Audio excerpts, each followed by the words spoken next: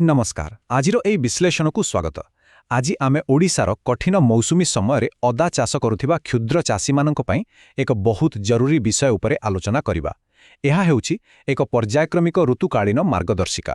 आसंतु जानिबा अदा फसलकु रोग एवं पोको दाउरु किपरि संपूर्ण सुरक्षा दिया हेबो। एही प्रसंगरे ओडिशा उद्यान कृषि विभागर शशांक शेखर साहुंक एक बहुत गुरुत्वपूर्ण कथा मने पड़े।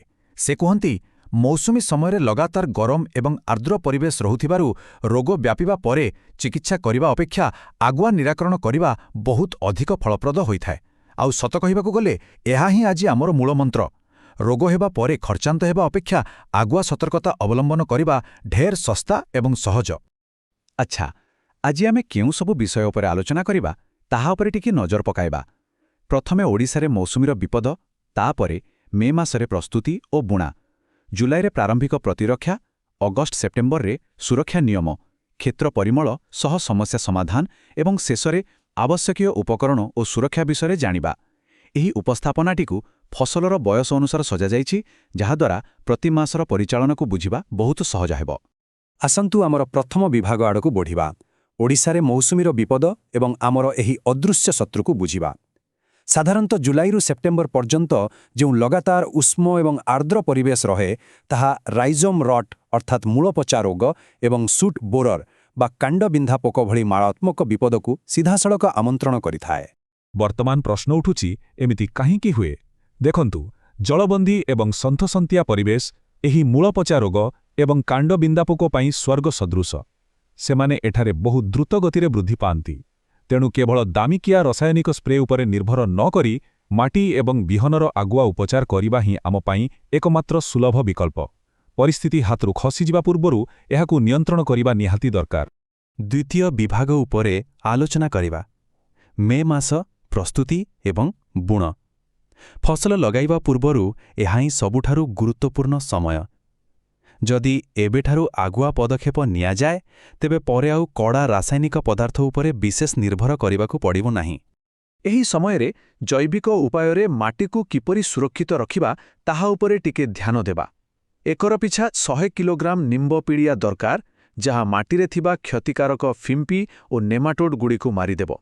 एहा सह 2 किलोग्राम ट्राइकोडर्मा हार्जियानम को 100 किलोग्राम भल भाबरे सढ़िथिबा ओदा गोबर खत सहित मिसाइबाकु पड़िबो।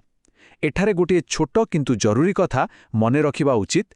एही ट्राइकोडर्मा मिश्रण को माटीरे प्रयोग करिबा पूर्वरु एहाकु अखावस्थारे घोड़ाई प्राय गोटे सप्ताह रखिबाकु हेबो। एहा द्वारा सेथिरे उपकारी फिम्पीगुड़िक वृद्धि पाई माटी पाई अधिक लाभदायक होई पारिबे। माटी प्रस्तुत हेबा परे बिहन उपचार करिबा आउ एक गुरुत्वपूर्ण पदक्षेप। एहार प्रणाली बहुत सरल। 1 लिटर पानी रे 2 मिलीलिटर क्विनाल्फस 25 इसी एवं 3 ग्राम मांकोजेप भल भावे मिसाइबाकु हेबो। तापरे अदा बिहनकु सही मिश्रण रे ठीक 30 मिनिट पाई बुढ़ाई रखिबाकु पड़िबो। बास एहा परे बाहर करी लगाई पारिबे।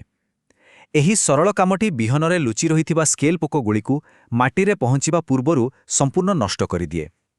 एहा एक प्रकार मूलदुआकु मजबूत करिबा भली कथा। एबे एही दुईटी अवस्था मध्यरे थिबा पार्थक्यकु टिके लक्ष्य करंतु। गोटिए पटे आमे देखुचु संपूर्ण सुस्थ बिहन अदा, जहा देखिबाकु सतेज, मोटा आउ शीघ्र गजा हेबा पाई पूरा प्रस्तुत। अन्यपटे स्केल पोक लागिथिबा बिहनकु देखंतु, पूरा संकुचित, सुखिला सुखिला आउ ता उपरे छोट छोट पाउसिया धड़ा रंगर पोक भरी रहिछंती। एभली खराब बिहनकु देखिला मात्र बाछिकी फिंगी देबा उचित, नहेले एहा आमर पूरा ऋतुर परिश्रमकु पानीरे पकाई देबो। तृतीय विभाग जुलाई मासर प्रारंभिक मौसुमी प्रतिरक्षा। एबे फसलकु प्राय 45 दिन होई जीवनी एवं प्रथम थर माटी टेकिबार समय आसी जाइछि। वर्षा आसिबा मात्रे खेतरे नियमित बुली तदारक करिबाटा सबुठारु बड़ काम होई पड़े। वर्तमान एक विशेष समस्या उपरे आलोचना करिबा, जाहाकु डेड हार्ट बा मृत केन्द्र कुहा जाए। एहा कोन? एहा एमिति एक अवस्था जेतेबेले सुआपोक सीधासळक कांड भितरे पसि जाए आउ मझी गजाटी हळदिया पड़ी संपूर्ण सुखी जाए। जदि कांडरे छोट छोट कणा सांगकु पाउंस बोली किछि गुंड देखिबाकु मिलुछि, जाहाकु फ्रास बा पोकर मळ कुहा जाए, तेबे जानि रखंतु एहा निश्चित भावरे कांडबिंदा पोकर आक्रमण। एही समयरे कौन सबु करिबा दरकार? प्रथमे घास बाछिबा पाई सबुबेले सफा जंत्रपाति व्यवहार करिबा उचित। प्राकृतिक निराकरण पाई लिटर पिछा 5 मिलीलिटर हिसाब रे निम्ब तेल आउ तास किछि बुंदा तरल साबुन मिसाई स्प्रे करिबाकु पड़िबो। ଆଉ ଗୋଟିଏ କଥା ଉପରେ ଧ୍ୟାନ ଦେବାକୁ ପଡ଼ିବ। କିଆରୀ ମଧ୍ୟରେ ଥିବା ନାଳିରେ ଯେମିତି ବିଲକୁଲ ପାଣି ନ ଜମେ, ସେଥିପାଇଁ ହାତ ପାଖରେ କୋଦାଳ କିମ୍ବା ଶାବଳ ରଖିବା ଅତ୍ୟନ୍ତ ଜରୁରୀ। ଜଳ ନିଷ୍କାସନ ଠିକ୍ ରହିଲେ ଅଧା ରୋଗ ସେମିତି ହିଁ କମିଯାଏ। ଏଥର ଆସିବା ଚତୁର୍ଥ ବିଭାଗକୁ ଅଗଷ୍ଟ ଓ ସେପ୍ଟେମ୍ବର ମାସରେ ପ୍ରବଳ ମୌସୁମୀ ସୁରକ୍ଷା। ଏହା 90ରୁ 120 ଦିନର ସମୟ। ଏହି ମାସଗୁଡ଼ିକରେ ଆର୍ଦ୍ରତା ବା ଗୁମଗୁମି ସବୁଠୁ ଅଧିକ ରହେ, ଆଉ ଏହି ସମୟରେ ହିଁ ମୂଳପଚା ଓ ପତ୍ରଦାଗ ରୋଗ ସବୁଠାରୁ ଅଧିକ ଆକ୍ରମଣ କରନ୍ତି। ଆମ କ୍ଷେତରେ ଗଛଗୁଡ଼ିକ ସୁସ୍ଥ ଅଛି ନା ନାହିଁ ତାହା କେମିତି ଜାଣିବା? ସୁସ୍ଥ ଗଛର କାଣ୍ଡ ପୁରା ଶକ୍ତ ସବୁଜ ରଙ୍ଗରେ ଥାଏ ଏବଂ ପତ୍ରଗୁଡ଼ିକ ଚଉଡ଼ା ଓ ସତେଜ ଦିଶେ। କିନ୍ତୁ ଯଦି ପତ୍ରର ଧାର ହଳଦିଆ ପଡ଼ିଯାଉଛି, ଗଛର ମୂଳ ନରମ କିମ୍ବା ଓଦାଳିଆ ଲାଗୁଛି, ମୂଳରୁ ଦୁର୍ଗନ୍ଧ ଆସୁଛି କିମ୍ବା ପତ୍ରରେ ଅଣ୍ଡାକୃତିର ହଳଦିଆ ଧଳା ଦାଗ ସବୁ ଦେଖାଯାଉଛି, ତେବେ ସାବଧାନ। ଏଗୁଡ଼ିକ ପିଥିଏମ୍ ମୂଳ ପଚା ଏବଂ ଫିଲୋଷ୍ଟିକ୍ଟା ପତ୍ର ଦାଗ ରୋଗର ସ୍ପଷ୍ଟ ଲକ୍ଷଣ ଅଟେ। ଏହି ସମୟ ସାରଣୀକୁ ଟିକେ ଧ୍ୟାନରେ ଦେଖନ୍ତୁ। ଏହା କେମିତି କାମ କରେ? ମେ ମାସରେ ଆମେ ଜୈବିକ ଟ୍ରାଇକୋଡର୍ମା ପ୍ରୟୋଗ କଲୁ, ଜୁଲାଇରେ ଉଦ୍ଭିଦଜ ନିମ୍ମ ତେଲ ସ୍ପ୍ରେ କଲୁ, ଅଗଷ୍ଟରେ ରୋଗ ଥିବା ସ୍ଥାନରେ ଟ୍ରାଇକୋଡର୍ମା ପେଷ୍ଟ କିମ୍ବା ଡାଇମେଥୋଏଟ୍ ଭଳି ରାସାୟନିକ ସ୍ପ୍ରେ ପ୍ରୟୋଗ କରାଗଲା, ଆଉ ସେପ୍ଟେମ୍ବରରେ ମାଙ୍କୋଜେବ୍ ସ୍ପ୍ରେ କରାଗଲା। ଏଠି ସବୁଠୁ ବଡ଼ କଥା ମନେ ରଖିବାକୁ ହେବ ଯେ ଟ୍ରାଇକୋଡର୍ମା ଭଳି ଜୈବିକ ଉପାଦାନ ସାଙ୍ଗରେ କେବେ ବି କୌଣସି ରାସାୟନିକ ପଦାର୍ଥକୁ ଏକାଠି ମିଶାଇବା ଉଚିତ ନୁହେଁ, ନହେଲେ ଆମର ସବୁ ଉପକାରୀ ଫିମ୍ପିଗୁଡ଼ିକ ମରିଯିବେ। ପଞ୍ଚମ ବିଭାଗ କ୍ଷେତ୍ର ପରିମଳ ଏବଂ ସମସ୍ୟା ସମାଧାନ। କଥାରେ ଅଛି ନା, ଯେତେ ସାବଧାନ ହେଲେ ବି ବେଳେବେଳେ ଅସୁବିଧା ଆସିଯାଏ। ଯେତେବେଳେ ଆଗୁଆ ପ୍ରତିରକ୍ଷା ସତ୍ତ୍ୱେ ରୋଗ ବ୍ୟାପିଯାଏ, ସେତେବେଳେ ଆମକୁ ଜରୁରୀକାଳୀନ ପରିଚାଳନା କରିବାକୁ ପଡ଼ିବ। ଯଦି କୌଣସି ଗଛ ହଳଦିଆ ପଡ଼ିବା ଆରମ୍ଭ କରେ, ତେବେ ଡେରି ନ କରି ଏହି ପ୍ରଣାଳୀ ଆପଣନ୍ତୁ। ଆଖପାଖର ମାଟି ସହିତ ସେହି ଗଛଟିକୁ ବହୁତ ଧୀରେ ଉପାଡ଼ି ଆଣନ୍ତୁ। ତାପରେ ସେହି ରୋଗଗ୍ରସ୍ତ ଗଛକୁ ନେଇ କ୍ଷେତଠାରୁ ବହୁତ ଦୂରରେ ଏକ ଗଭୀର ଗାତ କରି ପୋତି ଦିଅନ୍ତୁ, ଆଉ ସେହି ଯେଉଁ ଖାଲି ଜାଗାଟି ରହିଲା ସେଠାରେ ଏକ ମୁଠା ଚୂନ ପକାଇ ଦିଅନ୍ତୁ। ଏମିତି କଲେ ମାଟି ବିଶୋଧିତ ହୋଇଯିବ ଆଉ ରୋଗ ଅନ୍ୟ ଗଛକୁ ଡେଇପାରିବ ନାହିଁ। ଆମ ଓଡ଼ିଶାରେ ଗୋଟିଏ ବହୁତ ବଡ଼ ସମସ୍ୟା ଦେଖାଦିଏ। ଭାବନ୍ତୁ, କଷ୍ଟ କରି କ୍ଷେତରେ ଔଷଧ ସ୍ପ୍ରେ କରାଗଲା ଆଉ ହଠାତ୍ ପ୍ରବଳ ବର୍ଷା ଆସି ସବୁ ଧୋଇ ନେଲା। ତାହେଲେ କ'ଣ ହେବ? ଏହା ଏକ ଅତି ସାଧାରଣ କିନ୍ତୁ ବିରକ୍ତିକର ପରିସ୍ଥିତି, ଠିକ୍ ନା? କିନ୍ତୁ ବ୍ୟସ୍ତ ହେବାର କିଛି ନାହିଁ, ଏହାର ବି ସମାଧାନ ଅଛି।